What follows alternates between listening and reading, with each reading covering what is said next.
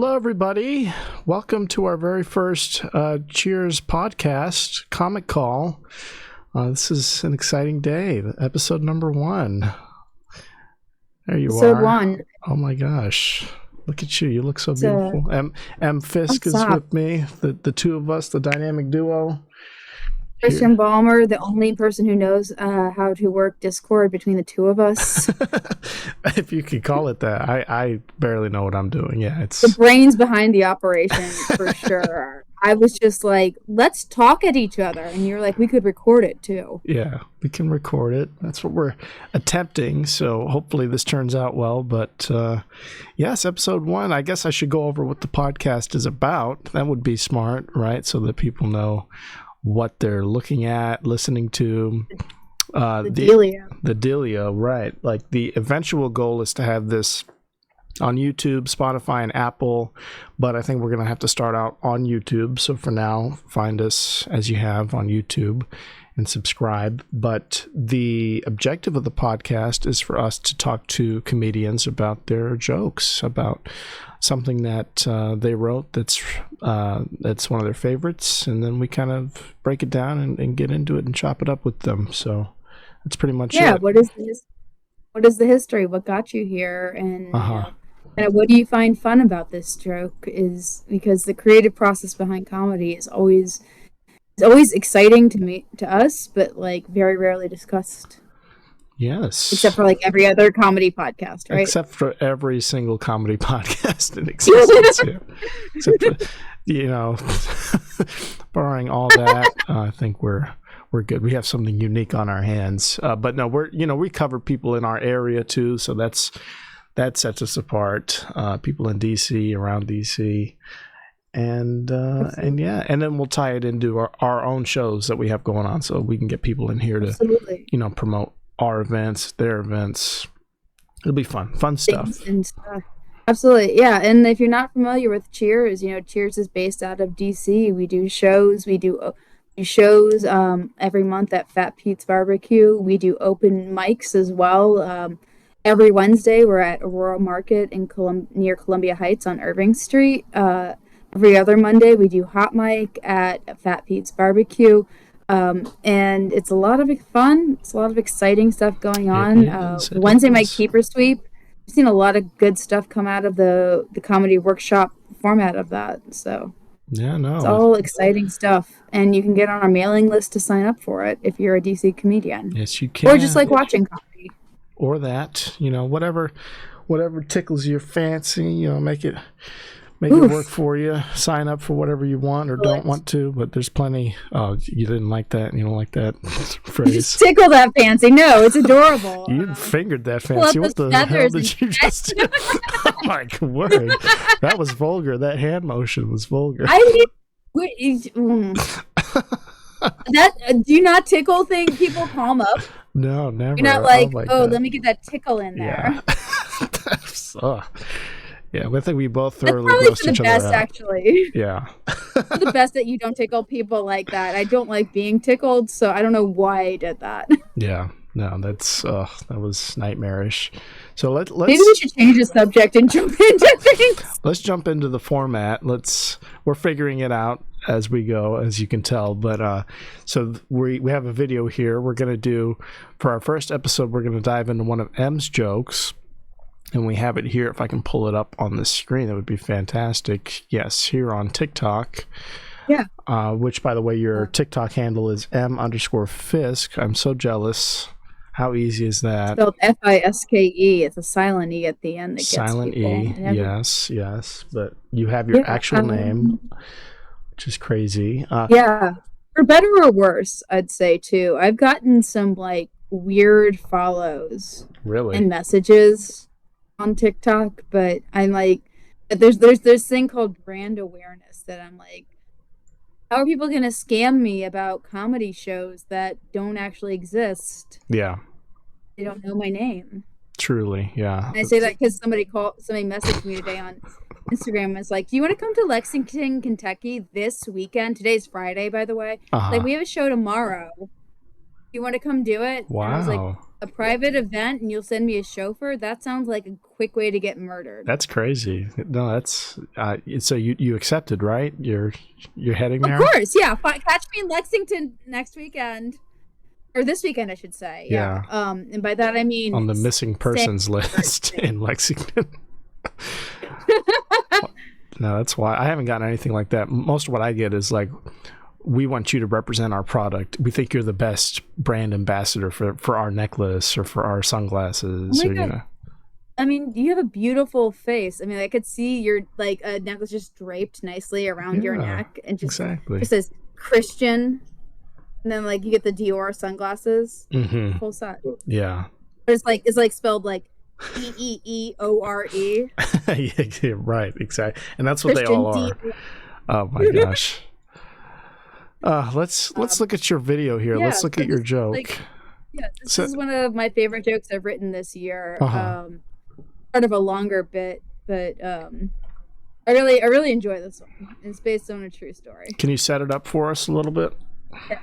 That was it. That was me setting That was it. the whole setup? Okay. Yeah. I just wanted an excuse to drink water real quick before I hit play, but that's Okay, I could say it again slower. So when I write jokes, let's go ahead. Let's watch it. do it. Let's watch it. Like these anxiety dreams, I have to take a math test I didn't study for, and it'll be like girl math problems about my life. So it'll be like, like if M is moving at a rate of 40 miles per hour emotionally towards a man who's traveling at 80 miles per hour in the opposite emotional direction, how long until she figures out he's ghosting her? The answer is bigger than it should be. I'll get like these anxiety dreams I have to take. There we go. So how did you arrive? Yeah. Was this a real dream? So I get anxiety dreams a lot.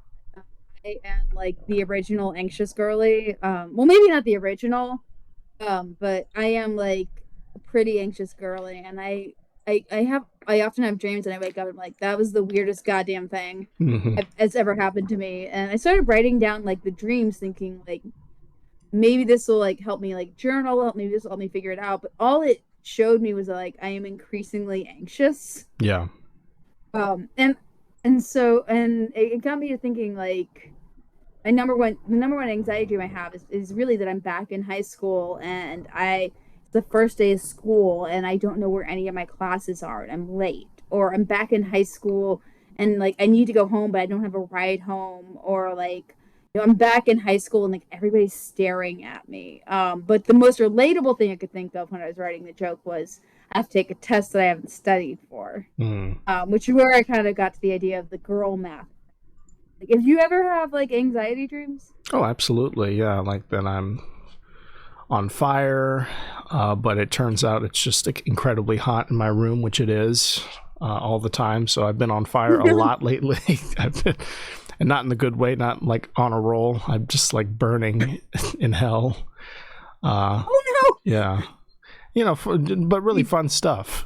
Really fun, chill. Yeah, it's interesting like having like writing about like things that like I'm thinking about, because like I get anxiety dreams a lot, and like I actually have a new like joke I've been working on that's a build out of like I did have a dream about like, former friends with benefits.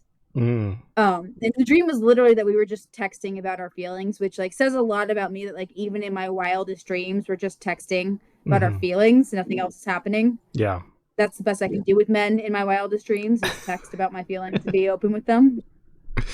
But like I've kind of built the dream out, too. It's like, what does this mean for me, like in my dreams, like this idea of like all of my anxieties is only capitulated from like about 4 a.m. to 7 a.m. for me to process is kind of wild to me. Yeah, no, I guess some of what I do is try to process things that like actually happen. I haven't taken a dream or something that I imagined and turned that into a joke quite yet. And I've like made things up, for the sake of a joke, but I haven't taken like a daydream or a nightmare or something and made that a joke yet. But that's definitely a fascinating angle. Do you normally? 'Cause, well, I know most of your jokes that I see them every week, right? But it seems to me like you normally draw from some of your greatest fears and some of your scariest scenarios. As an anxious girly, it's impossible for me not to talk about them. But I mean, I think what's fun for me is also like taking whatever's on my mind. Like when I'm thinking about a joke, like I always think just kind of take whatever's on my mind. Yeah. And then just write bits about it. Like it's interesting, like because like I have a lot of improvs before I was doing stand up, and so I kind of use that mentality of like with improv, a core tenet is if this is true, what else could be true? And I kind of like playing with the like fantasy world of anything can also be true in a stand-up joke. So like, if I tell you about what happened to me on the bus last month, there's like a 70% chance that I was on the bus and had an idea at the time. Yeah. That of the joke, but it didn't actually happen. But like that's the kind of the fun of it is the creative liberty that like the audience that we hope the audience will like absorb as well, because they don't expect it to be real every single time. Yeah, no, you take creative liberty. You hope not, yeah. With some of the outlandish stuff, especially a lot of guys say on stage. The audience is like, I hope she's making better decisions than that. Yeah.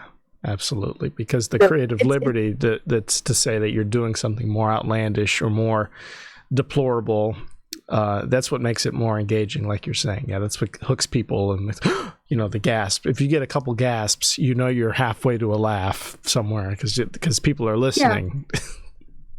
Well, and when I wrote this joke too, it was because I've been having anxiety about I don't even remember what, because like my everyday is just filled with anxiety. But like I'd been having a lot of dreams that I was back in high school, and so like that's kind of where the like premise came from. And I actually had a lot of fun like thinking of like ideas of like what are the like math problems of my real life. Yeah. Too, like it's not just like going to back to school and like actually taking like a math test.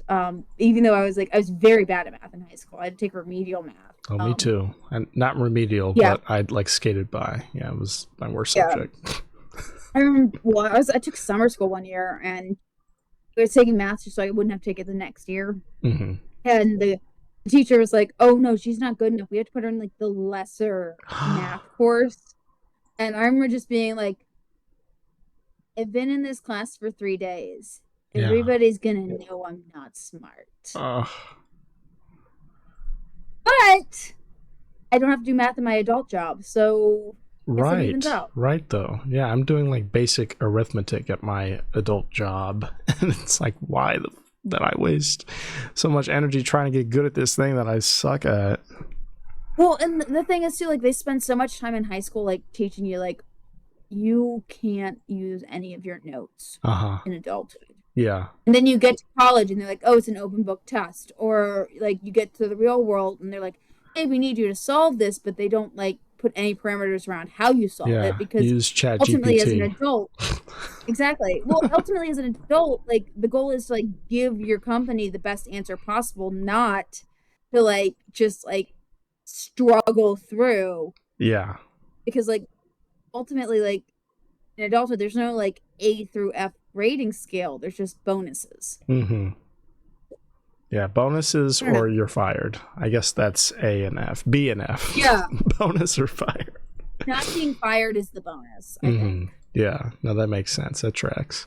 I think growing up, the guardrails of don't cheat or don't research, etc. Those are in place to encourage brain development on a very like basic scale, where you're only focusing on improving your knowledge on these subjects and not necessarily your knowledge on how best to solve problems, because Yeah. problem solving, like Well, you said, involves researching. It involves, pulling in other people's ideas, critical thinking. critical Yeah. thinking. Yeah, exactly. Navigation, right? That's something they don't test you for in high school anymore. Like, well, I guess there's no real way to test critical thinking, but like they only test you on like these like very qualitative tests. Mm-hmm. And I remember in high school I used to just be like, I think I'd rather kill myself than deal with this. Like the testing is just not anything enjoyable. Oh no, testing was my worst. Like, no matter what it was, if it was like a scale test in music where I had to be put on the spot and perform something that I've been practicing for years and years and years, that doesn't ever change, like I would suck at that, because it's that being put on the spot for me that creates the most anxiety for me, and it causes me to totally shit the bed, for lack of a better expression. What is a scale test? Scale tests, they would, it's basically for people who don't know, Christian plays trumpet like a maestro. Oh please, like, come on. Is that what you call somebody who's good at playing trumpet, or just really good trumpeter? Maestro. Trumpetier. I think maestro is like he trumps trumpet. Is that too political? What'd you say? Does he trump the trumpet? Is that too political? Trump the trumpet? Like you're calling me the Trump of trumpet players? That's the big yes. It's the best trumpet you're ever gonna see. You just invest in it now at Christian's Trumpet Academy. You can buy a spot. You can get a steak with it too. Where's your Trump impression on TikTok? I want to see that. It's very bad. No, it's very bad. It's my impression of Trump is based on like hearing somebody talk with a New York accent like once when I was 4. A scale test is it's a demonstration of your technical ability, so that your teacher knows, okay, where's this person at as far as this key goes, as far as the fingerings on their instrument go, in relation to the scale that they're playing. I should do scale tests with men before I like take them home. Right, exactly. What is your fingering style like? It's just like, oh, listen, I'm sure you have a great oral technique for this trumpeting, but like my scales need something a little bit more developed. Development, yeah. Come back to me when you've got like a little more practice. I don't know. Is that what they say? Is like you need to practice your fingering more? That's a great analogy. They'd be like, finger it harder. Yes. That's exactly how it goes. All of my teachers, finger it harder, not hard enough.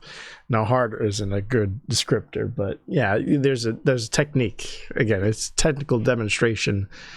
And anytime I had to demonstrate anything, if it was in math, I was a good writer. If I had to write something on the spot, it would be, lackluster. It's having to do that on the fly at a moment's notice, even if I'm like preparing for it, even if I'm like being told, okay, this is gonna be on this date at this time, and I'm gonna have to sit. But the moment I sit down to do it, and it's like, oh shit, like this is it. I'm gonna fuck it up. And there's a way in which, like in adulthood too, like they don't like prepare you for that either. Mm-hmm. Like it's almost like every day is a scale test in adulthood, but it's more like social situations. Like they need to like do like just like social like etiquette courses. Yes. And not even like fine etiquette, just like personally, like I don't know what to do if I'm at a party and like the conversation runs out. Like if one person walks away in the circle of 3 people who are talking, mm-hmm. do I restart a new conversation, or do I go find another circle of people to talk to? Yeah. Like what is the social, like, and there's social math to that too. There's math. Like I just don't. Yeah, there needs to be more conduct courses, right? There needs to be something just to tell you, like, and to some people it's all intuitive, and to those people I say, F you, that's not fair, because there are things and blind spots that people have that others don't. And I think if there was just a general like comprehensive learned course where you could say, okay, this is what you do in this drop down of situations, and like that. How easy is that? The people who can do that math, it's not that they're like more self-assured, it's just they can do it faster than other people, or they've been told that they're like doing a good job better than a lot of people who do the math more slowly. Because just as I feel like things like that too come down to like just questioning your judgment, like, oh my god, like, do I like stay here and talk to like my like loose acquaintance who like I know second best to the other person who just left? Yeah. Are they really gonna just go use the bathroom and be back? And should I be waiting? They don't like. There's no instruction manual. Actually, well, I actually once said to my therapist, I was like, it's so sad that there's no like instruction manual for adulthood. He immediately fires right back. He's like, there is. They're called self-help books. And I just remember just being like, well, fuck you, Brian. like what the fuck? Like, you expect me to sit down and read other people's opinion about how I can conduct my life? Yeah. Self-help doesn't make sense. Self-help is risky though, because it's like 80% of those authors are quacks, or they're selling you a product that is totally useless, or is just like it totally made up, right? It's pseudoscience. Self-help is like such a tricky thing. Like you have to make sure. Like I've read self-help works, but you know what I'm. Wait, what's the difference between like when you say works? Do you mean like I saw like an Instagram post about self-help, and you're like, oh, this is bullshit, or were you like reading like a blog? You didn't like look at a physical book. No, certainly not. No, of course. What do you mean? Like, I got the Spark Notes is what I'm saying on self-help. No, I've listened to audiobooks before, like finance stuff, right? But I feel like I'm saying as a category, right, for personal betterment, it's rife for people like to take advantage of you and to say, okay, like come over to my club, use my products, my skin cream. That's how cults get started. Yeah, it's like one person has like an anxiety dream, and they're like, I'm gonna start this cult, and then I'm gonna take advantage of everybody with low self-esteem, and then I'm like, oh my god, I volunteer as tribute. Like, there's no good like I've never heard of a self-help group that really like didn't turn into a like problematic cult with like some sort of like little farm or something. A little compound, compound. That's the word I was thinking of. Like if it gets to be like one step removed of a convention that people are going to, then it's like, okay, now we're in sketchy territory, right? Like I feel like there are all these conventions for like yoga or whatever, fitness, and like I was just like finance. But then once you start getting into oh, here's our division in your area, and then move into our neighborhood, and then yes. Yeah, and it's one of those things too where it's just like you don't see it coming till it smacks you in the face, because like any good like self-help cult, they wouldn't just be like, hey, you've got a cult membership and it only costs all your life savings. Like that's like way too much up front. Like that's way too needy. Like they need to be like incremental, be like, no man, you just need to like pay for like your membership and then like room and board, and then and they're like, oh, and also you owe us like $6,000 for groceries. Yeah, like like that's like, and I'm not saying I've thought about how to start a cult, but if I were to start a cult, I'd slow burn the members, because like you can't just like show all your cards at once. Yeah, you got to get them in the door with the initial pitch, and then milk them. Bleed them dry over time, definitely. That's all I do, like I do with dating. That's how I do it with men too. I just show them my crazy like a little bit at a time. Like, no man, the marriage didn't work out because like we grew apart, and also because like I wanted him to be a realistic human being. And then because I date bad people, they're like, oh my god, you have expectations of me as an adult, I got to get out of here. Oh no. Yeah. Gotta get out of Dodge. Everything's going so good in my life, Christian. I'm on a podcast. I've started a podcast. Obviously, this is not a cry for help. Well, actually, what it is the beginning of a cult, a podcast. This is like our outreach division. So let's get back to the jokes here, or the joke here. So we were saying that your focus tends to be around, shady situations or what makes you anxious. How did you start when you began telling jokes? Was it always like that, or did it evolve into this angle? So I started, the way I got into comedy actually was like after I got divorced, which is like a long story, but like the summary is like I just turned 30, I just gotten divorced, and I like had like stuff I wanted to talk about, and so my friend was like, you should try stand-up. And I did. It wasn't always about anxiety things, but like I tend to just like kind of pull from whatever like it's top of mind when I'm writing. Yeah. I try to because I try to write like at least once a day, like, and do like I have like these like little notebooks that are like pretty small, but I try to do at least one page of like, here's a premise and here's some like tags I can write along with, or here's some tags for like punchlines, and here's some punchlines like for the premise. And if I go longer, then great, and if not, well, then at least I like got into the habit of writing for that day. Yeah, I do the same thing where I have a notification. I have my calendar set to remind me to write something, and I don't always do, but having the reminder is helpful, because then I'll just take my notebook out or my notes app out, and I'll write down a couple of funny ideas I had that could eventually turn into jokes, Yeah, and that's the thing too, is like I have a note in my phone app that like I started actually right when I started doing stand-up back in 2019. And just like anytime I have a premise idea, I write it down there if my notebook isn't nearby. And so when I'm feeling like I'm like dry in terms of premises, I can go through that and find something that feels interesting. I was going through one last summer, and while I was like on a dry spell for ideas, and found this premise of like the Ford Theater has a gift shop just dedicated to Lincoln, and how macabre is that? Yeah. And so I ended up writing a whole like 3-minute bit about like how when I go, do me like Lincoln. Yeah, let's get a gift shop. I want a gift shop wherever I die. Let's get some branded mugs and exactly lanyards with my face on them. Oh man, I mean he's on the penny, so it's there are worse things. Yeah, exactly. I want to be minted when I die. Exactly. Well, we're coming up on the end here.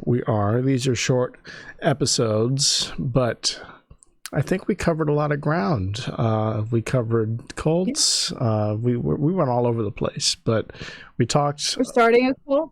We're starting one, yes. If you joined our Discord, you're halfway to membership when you join our Discord. Which I got to figure out how, because you said you said it like I know how it works. I don't know how it works. I don't know how you can just join without being invited. So let me figure that out. But eventually it'll be in the description of our videos. You'll be able to join that. You'll be able to follow us whenever you want on Instagram at Cheers Comedy DC on Instagram. And follow Miss M here on TikTok. Again, M_Fisk. That is so convenient, so easy. Get over there. Do you have anything else that people should find you on? Eventbrite page. If you're local to DC, check out our Eventbrite page. We have a few shows coming up. One of the most upcoming shows being our American Fever Dream comedy show. It's gonna be all first generation and immigrant comedians talking about their experiences of like how crazy it is being in America. Great perspectives, very timely with the 4th of July, or at least that's what I told myself when I set up the show. And if you use the promo code STRIPES, STRIPES, you can get 50% off your ticket. We have David Bagliese, who's a future guest on the podcast, actually. He's headlining. You've probably heard of him. We have Noah Mata as our guest host. It's going to be a really great time. So please come out to Fat Pete's, join us, enjoy the show, enjoy some good barbecue, and come back for our next episode. Yes, come see us here on YouTube whenever we post. I'm not sure how frequent it'll be just yet, but it'll certainly be such that you can turn notifications on and enjoy it when it comes out. How's that sound? And again, TBD when we're on Apple and Spotify as well, in addition to YouTube. Let me say, like, is this our first episode? Or this is number one with a bullet. This is well, is it, or will we release someone else in advance of that? I mean, it's a mystery right now, but you'll find out when you subscribe. Oh shoot! I don't know where you're getting. You're playing 3D chess, and I'm not involved in the chess game. But I'll teach you to play chess later. It's really easy to beat me at chess. Me too. Which is the problem. Which is why I'm confused. I'm a little lost, but all right, y'all. We'll figure out the order and all that. And I want to say this is something we should have done at the beginning, but we're learning. If this is your first time listening, I'm Christian, and this is M. I'm Christian Balmer. This is M. Fisk. We are the producers of Cheers Comedy events in DC. And yeah, I think that's kind of top of show business that I saved for the very end. But that's no, this is good. I like a slow reveal. Yeah, slow burn. yeah. Like, who are these people and why are they talking? Why should I care about what they're talking about? We found a white girl to talk about it. That's exactly what that's also like. That's what's at the top of my resume. White girl. White girl. Just so that everybody knows I'm the worst. Oh no! Come on! All right, you're the best. All right. I love you. Love doing this. Love you too. Glad it worked out. Next time. We'll see everybody on the next one. Bye bye.